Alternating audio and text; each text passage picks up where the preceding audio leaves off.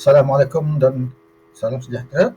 Saya Muhammad Syamsul Arif bin Ghazali dari College Community Bagan Datuk. Dengan ini akan membentangkan satu kajian berkaitan persepsi pelajar terhadap pengajaran pensyarah College Community Bagan Datuk. Kajian ini telah dilaksanakan oleh dua pegawai iaitu Puan Nur Hidayati binti Sanusi dan saya sendiri Encik Muhammad Syamsul Arif bin Ghazali. Pengenalan. Penilaian pelajar merupakan salah satu metod penting dalam mendapatkan maklum balas tentang keberkesanan pengajaran seorang pensyarah.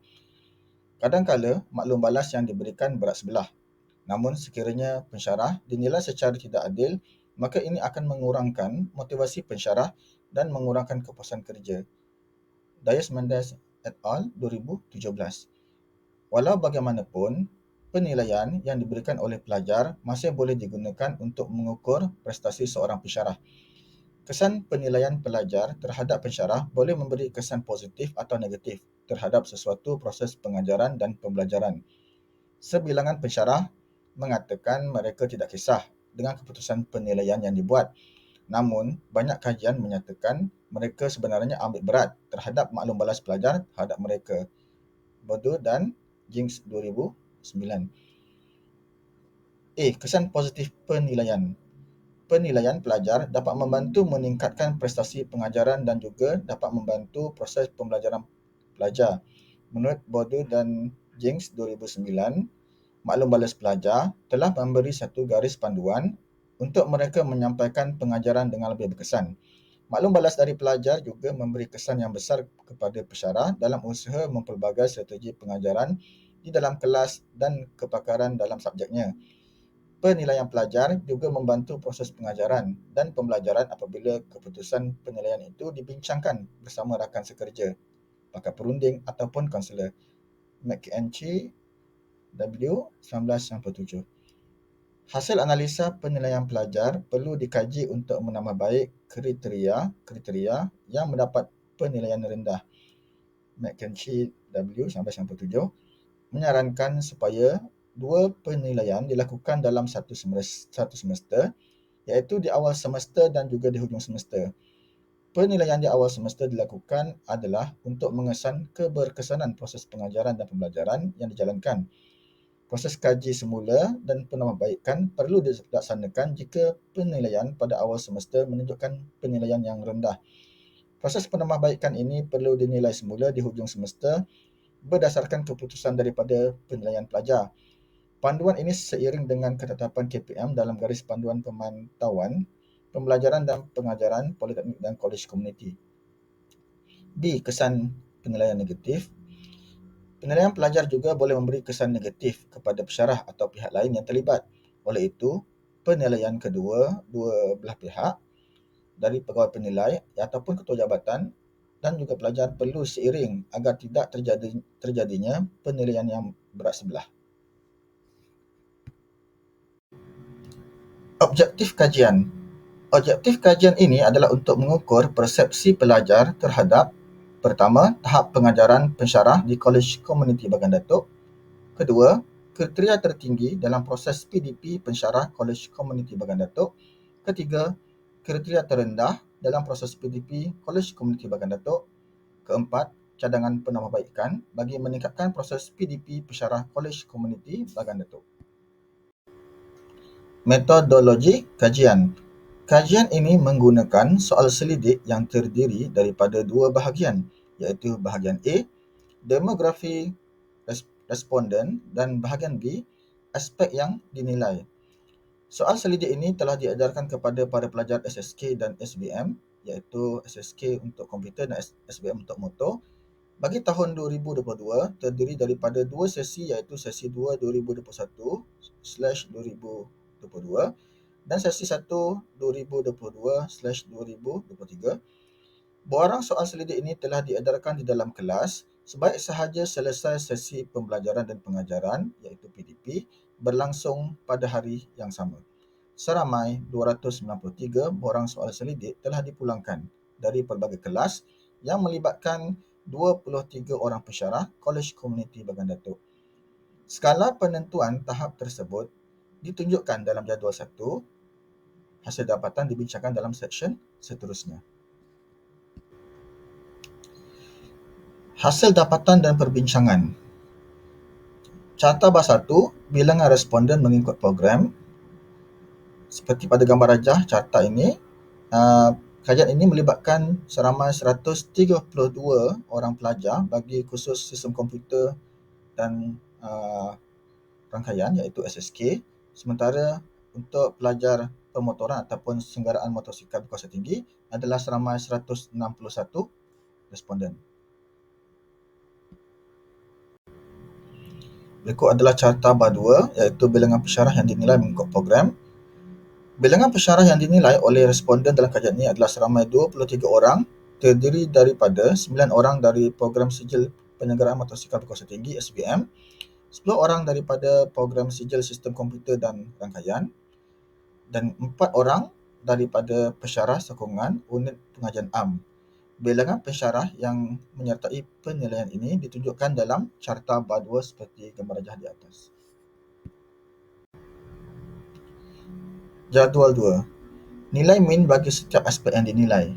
Berikut adalah 10 persoalan yang telah dijalankan di dalam kajian ini. IDA 1, aspek yang dinilai.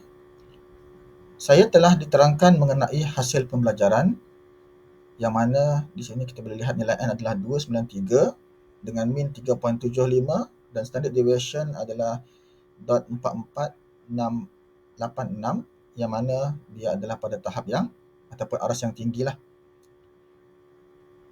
A2, saya telah diterangkan mengenai kos outline dengan jelas. Pensyarah A3, pensyarah menyampaikan pengajaran dengan suara dan intonasi yang jelas. A4, pensyarah memberi peluang kepada pelajar untuk bertanyakan soalan. A5, pensyarah melaksanakan aktiviti yang boleh menarik minat pelajar. A6, pensyarah memastikan suasana persekitaran kelas yang selamat, bersih dan teratur. A7, bahan pengajaran membantu meningkatkan kefahaman pelajar. A8, pensyarah sentiasa menampilkan perwatakan positif dan boleh dicontohi. A9, pensyarah menepati masa. Dan terakhir, A10, pensyarah menggunakan bahasa Inggeris yang mudah difahami. Catatan, hanya melibatkan kursus yang menggunakan bahasa Inggeris sahaja. Untuk bahasa Inggeris, nilai N adalah 114 kerana tidak semua modul ataupun kursus yang melaksanakan bahasa Inggeris dalam pengajaran. Yang mana kita boleh dapati di sini, hasilnya adalah tahap pencapaian bagi setiap soalan selidik ini adalah arasnya adalah pada aras yang tinggilah. Berikut adalah jadual 3, min keseluruhan bagi aspek yang dinilai. Berdasarkan jadual 3 ini, nilai skor min keseluruhan bagi aspek yang dinilai ialah 3.8348, iaitu pada tahap yang tinggi. Berikut dibentangkan carta bab 3 iaitu min skor penilaian pelajar terhadap pengajaran pensyarah. Berdasarkan carta bab 3, item A3 menunjukkan nilai skor min tertinggi iaitu sebanyak 3.8225, iaitu pelajar berpendapat pensyarah menyampaikan pengajaran dengan suara dan intonasi yang jelas. Sudah semestinya para pensyarah telah dilatih dengan baik dari segi kawalan suara dan penyampaian intonasi yang jelas dalam penyampaian pengajaran di dalam kelas. Ini kerana ia merupakan salah satu teknik kawalan kelas yang baik. Berdasarkan carta bab 3, item A2 menunjukkan nilai skor min terendah dalam setiap aspek yang dinilai, iaitu sebanyak 3.6918, iaitu penerangan mengenai course outline yang jelas. Penerangan mengenai course outline atau garis panduan khusus sepanjang pengajaran perlu diterangkan pada setiap permulaan kelas. Ia melibatkan kepada perkara yang wajib dijelaskan sebagai panduan pelajar sepanjang semester. Soalan kajian 4. Apakah cadangan penambahbaikan bagi meningkatkan proses PDP pensyarah Kolej Komuniti Bagan Datuk?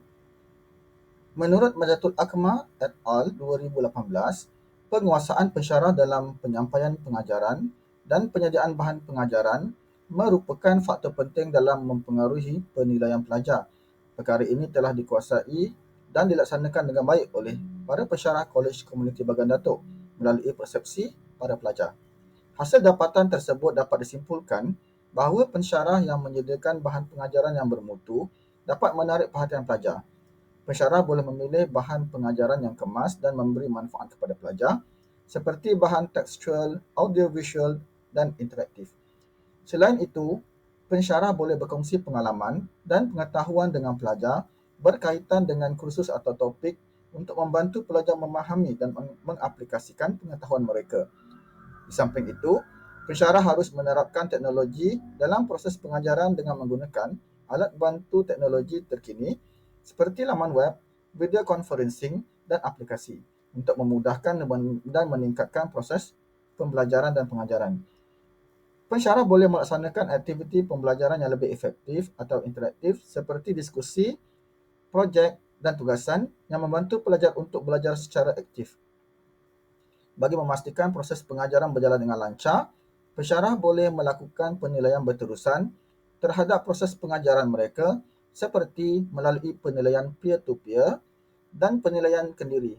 Ini bagi memastikan pengajaran yang dilaksanakan adalah berkesan dan efektif. Kesimpulannya, penilaian dari pelajar menunjukkan kebanyakan pensyarah mendapat penilaian yang positif untuk setiap ciri-ciri yang dikemukakan. Ini menunjukkan pensyarah Kolej Komuniti Bagan Datuk telah memberikan komitmen yang baik terhadap proses pengajaran dan pembelajaran.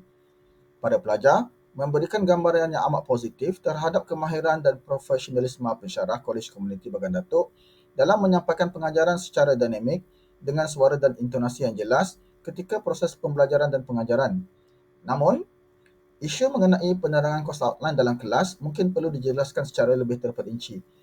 Ini mungkin terjadi disebabkan banyak faktor lain juga, seperti pelajar itu sendiri mungkin keliru dengan istilah course outline atau mungkin pendedahan tentangnya kurang diberikan. Pensyarah harus memandang secara positif isu ini dengan mengendalikan kuliah secara lebih kreatif dan inovatif. Walaupun pelajar memberikan penilaian positif kepada hampir semua kriteria yang dinilai, pensyarah tidak harus hanya berpuas hati dengan penilaian tersebut. Mereka perlu berusaha untuk meningkatkan kualiti pengajaran dan pembelajaran dari semasa ke semasa. Jadi itu sahaja daripada kumpulan kami. Sekian, terima kasih.